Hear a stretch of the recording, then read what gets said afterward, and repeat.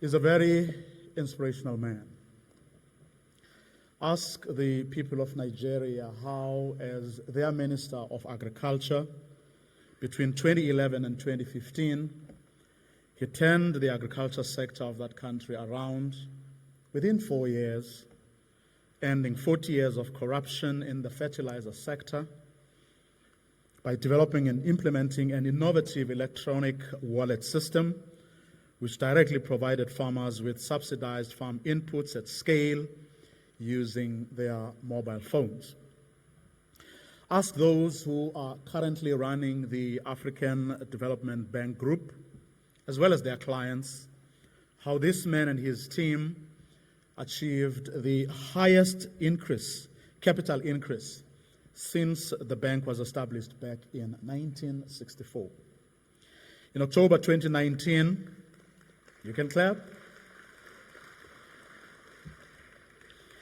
In October 2019, shareholders from 80 member countries raised the general capital from $93 billion to a historic $208 billion. And that's only a couple of his many achievements. Little wonder that he has been recognized with numerous awards, including the World Food Prize, otherwise also known as the Nobel Prize for Agriculture. Little wonder that in February 2020, he was named African of the Year 2019 by 1 million readers of the African Leadership magazine. Little wonder that later that same year, the Academy of Public Health, the flagship body of the West African Institute for Public Health, announced Dr. Adesina as one of the winners of its 2020 Distinguished Fellowship Award for his successful efforts in helping Africa to curb the impact of the coronavirus pandemic. So no one was surprised when a couple of days ago, United Nations Secretary General Antonio Guterres appointed him to the Scaling Up Nutrition Movement Lead Group, a body tasked with spearheading the fight against malnutrition in all its forms, everywhere in the world by 2030. Excellencies, ladies and gentlemen, please join me in welcoming our keynote speaker, the man often described as Africa's optimist-in-chief, African Development Bank Group President, Dr. Akinwumi Adesina.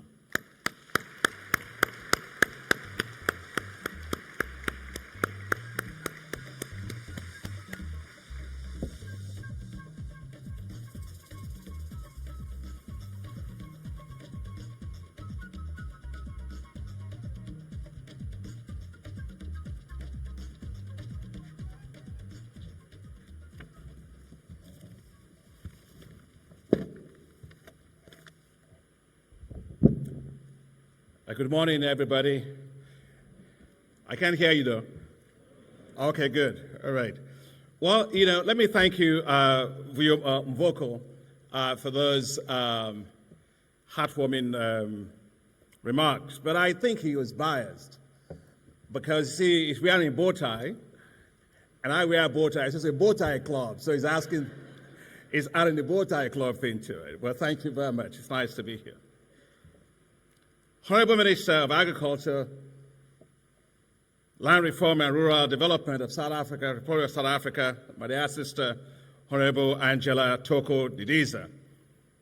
I still remember what my sister Lindiwe was talking about 25 years ago. She makes it look like Jurassic Park or something. But it was such a long time ago, and I remember you then, and you were dynamic then, and you're still dynamic now. And I remember Bongiwe was working with you then. She's also still dynamic now. Put it up for them. Thank you very much. Councillor Thomas Kwanda, the Executive Mayor of Durban City.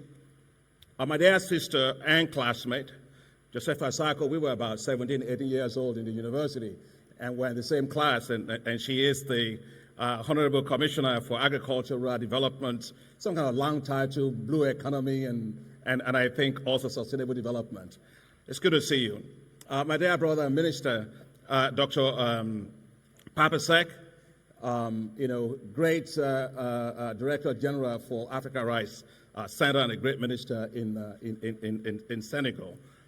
Dr. Aliou Fall, Chairman of the FARA Board. Dr. Yemi Akinbamijo, Executive Director of FARA. Dr. Amadou Babagama, the FAO Country Rep for South Africa. Thank you for your remarks. Professor Rafa Razan Finjara, the chair of CADESA, and she is from Madagascar, and I saw him yesterday night, and I told him I actually have an adopted son from Madagascar, who I adopted because he was a stunted kid, and today is actually taller than myself. So it's good to see you. Dr. Lindiwe Simbanda, chair of the CGIAR Systems Board. Dr. Claudia Sadov, the CEO of CGIAR. Dr. Ravi Katapal, the chairperson of GIFA. Dr. Agnes Kalibata, my sister, president of AGRA. Mr. Palabele, I think the farmers have a way of doing artificial intelligence. Because I was expecting to see Palabele, but I saw that you use AI to transport Sibanda here, but he did a good job, always does a good job. It's good to see you, Sibanda. Heads of the sub-regional research and development organizations, partners of African agriculture, friends of Africa, distinguished ladies and gentlemen. Good morning to you all. I'm delighted to join you at this year's Agribusiness and Science Week. Congratulations to the Forum for Agricultural Research, FARA, its chairman, Dr. Aliou Fall, and his executive director, Dr. Yemi Akinbamijo, on the organization of this event. And thank you for inviting me to speak. I have such a great admiration for the work of FARA and for the remarkable leadership and work of its executive director, their passion and commitment and dedication, the board of directors, and of course, the staff. I like people working hard, but we've got to have fun sometimes. We also have to have both admiration, but also have celebration. And you may not know that today actually is the 35th wedding anniversary of the executive director, Yemi Akinbamijo.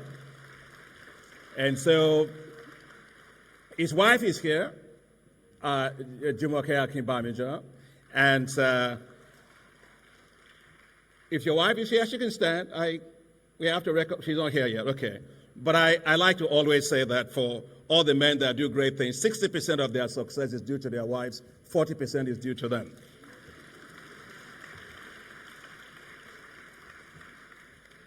As we meet today, dear friends, the alarm bell has sounded on the status of development in our world.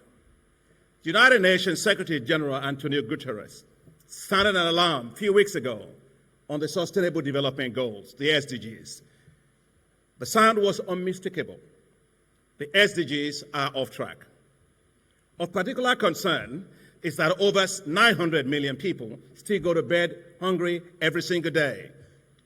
Over 283 million Africans suffer from hunger, including 216 million children that suffer from stunting and malnutrition.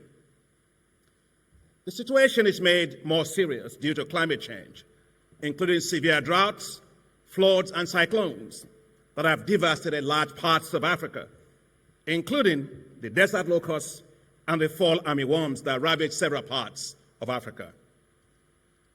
Today, much of the Horn of Africa and the Sahel have not had rains for several seasons.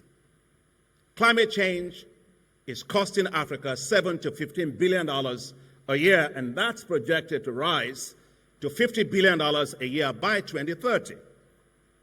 Yet, the resources that Africa needs are simply not there. The continent receives just $30 billion annually in climate finance, while it needs $2.7 trillion to meet its climate needs for financing between 2020 and 2030. Of course, Africa didn't cause climate change. It only contributed 3% to cumulative emissions over time. But it suffers disproportionately from the negative consequences of it. And the farmers can all tell you about that. And here again, we have no choice but to adapt. But again, the financing to adapt is also not really there. It's very, very low for Africa. At the African Development Bank, we are mobilizing $25 billion for our African Adaptation Acceleration Program, which we developed jointly with the Global Center on Adaptation and the former UN Secretary General on this particular issue to support African countries. We pledged to commit 40% of our total finance to climate. And I'm delighted to say that we have exceeded that. Today we've committed, last year, 45% of our total finance as a bank towards climate. Similarly, the bank devoted 67% of its total finance for climate towards adaptation that I was talking about. And that far exceeds the 50-50% parity between adaptation and mitigation called for by United Nations Secretary General. And by the way, we are the first and the only multilateral development bank in the world to achieve that.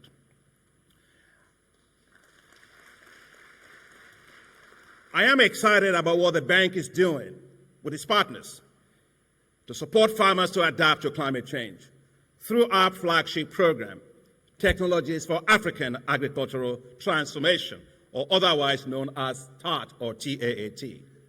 TAAT is a platform being implemented through strategic partnerships with the CGIAR, national and regional agricultural research institutions, and the private sector and farmers. It is the largest ever effort to get technologies at scale to millions of farmers across Africa. Over the past 3 years, TAAT delivered climate-resilient agricultural technologies to 25 million farmers, or 62% of the 40 million farmer target that we set when I launched it. Let me cite for you three examples. First, when drought affected East Africa in 2018, TAAT helped to deliver water-efficient maize developed by the CGIAR and the African Agricultural Technology Foundation to over 5.2 million farmers, averting a food crisis. And here I must talk a little bit about how that developed, because sometimes people think it just came off the shelf. No. Dr. Simbanda was alluding to that in Times of Science. I was just at that time a regional director for the Rockefeller Foundation based in Zimbabwe, Harare. And I remember a young female scientist by the name Marianne Banzinger walked into my office with another scientist called Kevin Pixley and someone, Mulugeta, who was from Ethiopia.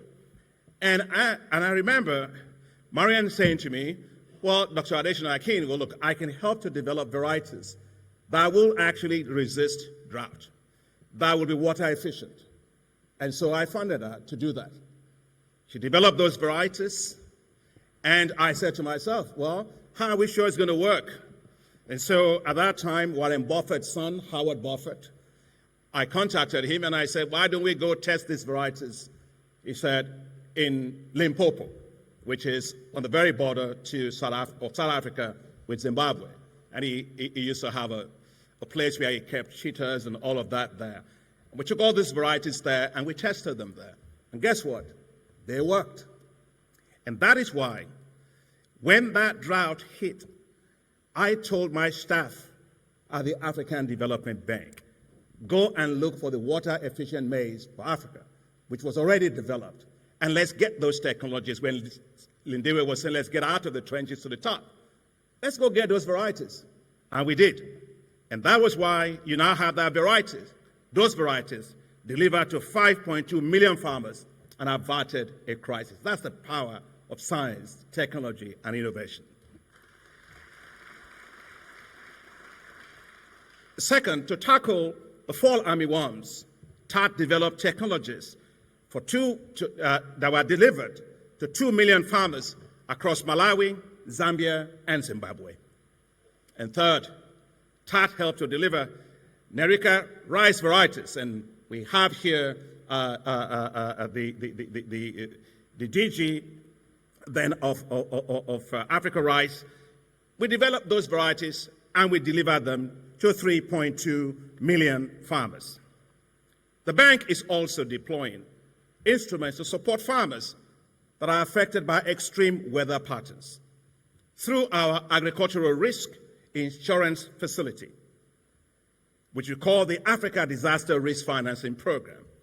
We have provided $55 million to pay for sovereign risk insurance for countries that are affected by extreme weather patterns and therefore they suffer catastrophic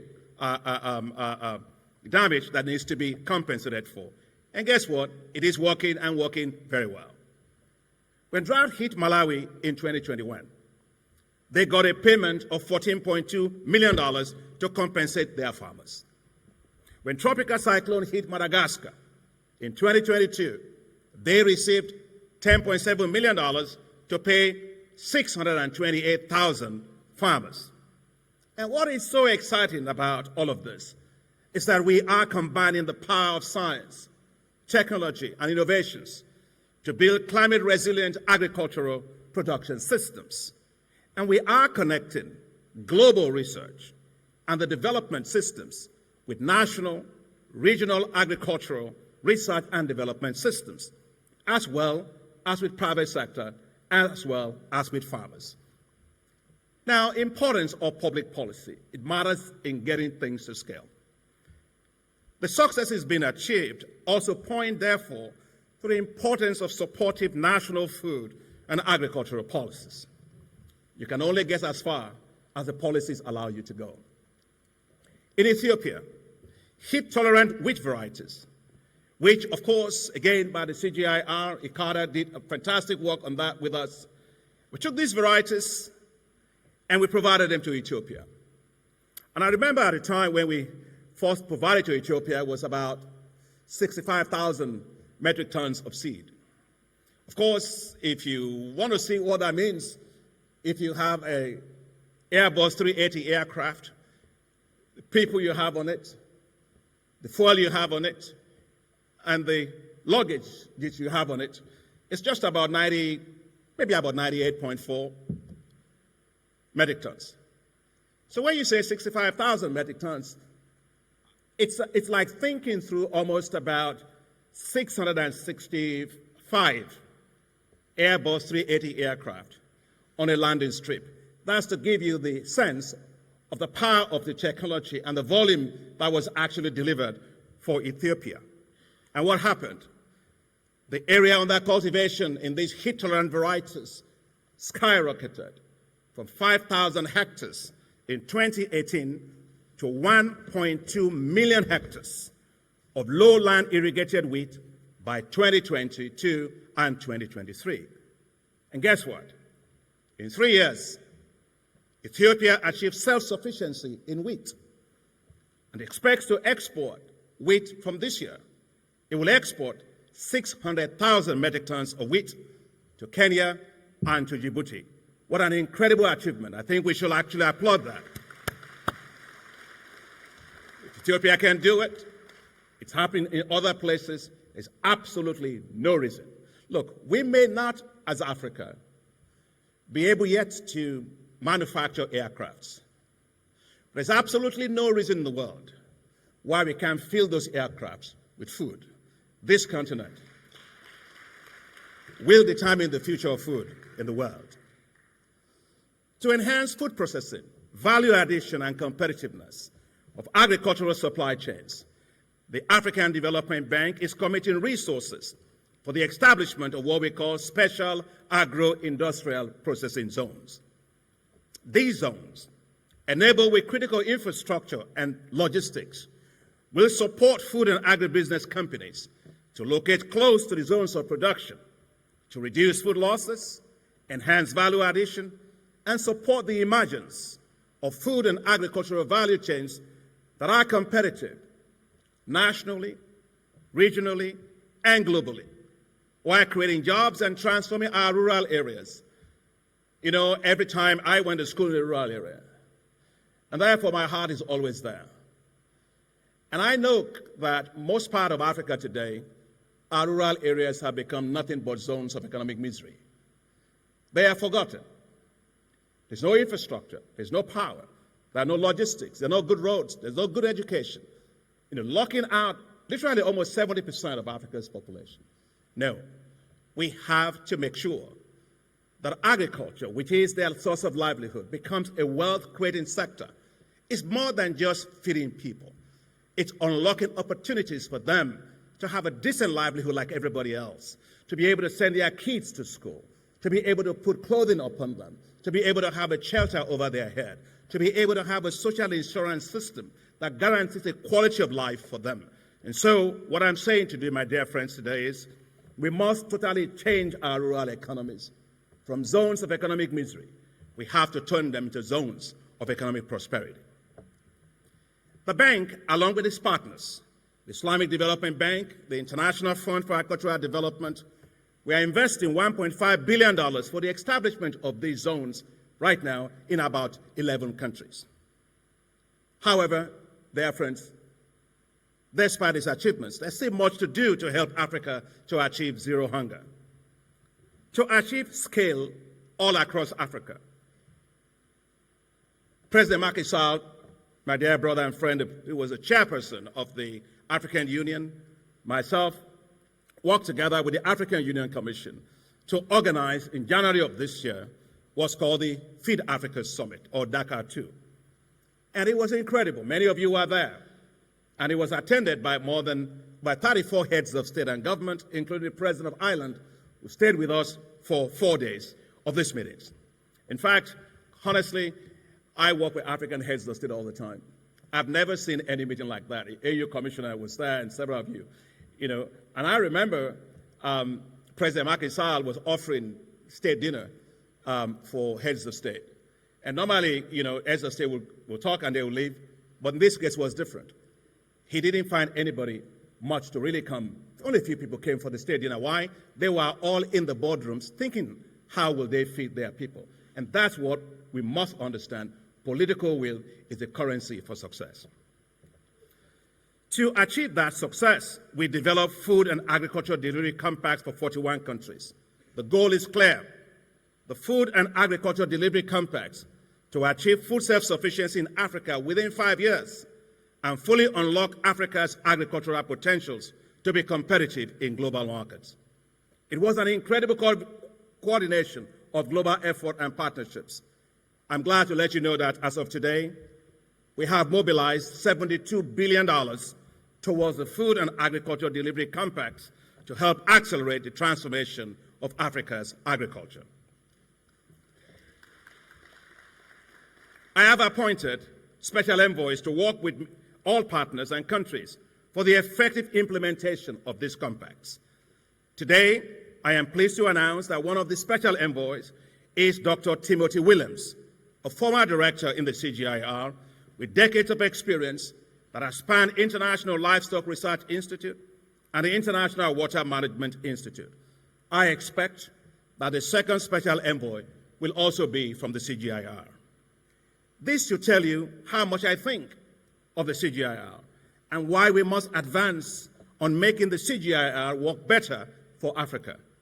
We must collectively achieve zero hunger in Africa in the next 5 years. We have the technologies. We have the technology delivery platforms. We have the science, the technology, and the innovation platforms, such as FARA, the CGIAR, and others. We have the political will. What we need now is greater action, and action at scale. Your gathering today for this Agribusiness Science Week is very important. We must pull together the power of science, technology, and innovations to drive a more productive, efficient, and more competitive agricultural system. Today, new digital technologies are offering innovative solutions to challenges faced by farmers. They now provide improved access to agricultural information and technology. Farmers can now access weather forecasts, market prices, better farming practices, and pest management technologies through their mobile phone applications, online platforms, and SMS services.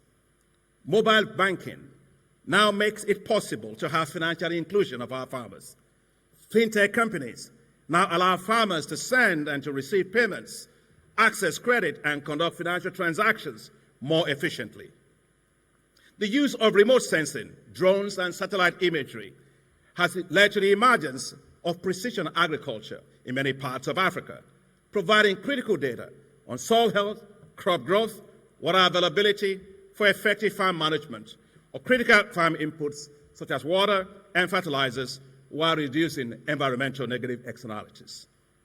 Today, online marketplaces or e-commerce platforms and commodity exchanges have emerged, connecting farmers directly to buyers, reducing farm losses, and allowing farmers to get better prices. For supply management, supply chain management, blockchain technology today is now being used to enhance transparency and efficiency in agricultural supply chains. This is helping to track and verify the origins, the quality, and the movement of agricultural products, reducing fraud, improving traceability, and enhancing fair market negotiations. So from the farm to the table, technologies, science, and innovation, and institutional innovations are imagined to transform the entire agricultural systems and food systems of Africa. Agricultural systems that are sustainable and climate resilient, and food systems that will unleash $1 trillion of value by 2030. And for that to be achieved, we must strengthen and support the CGIAR with a lot more resources, ensure that it works and delivers for Africa based on our priorities, and support regional research and development organizations such as FARA and all the sub-regional and agricultural research organizations. And CGIAR, I know you're here. You can count me as your champion as you raise more money for the CGIAR. And FARA, you're here. You can count me as a champion for you as you raise more resources for yourself and also for all the sub-regional organizations.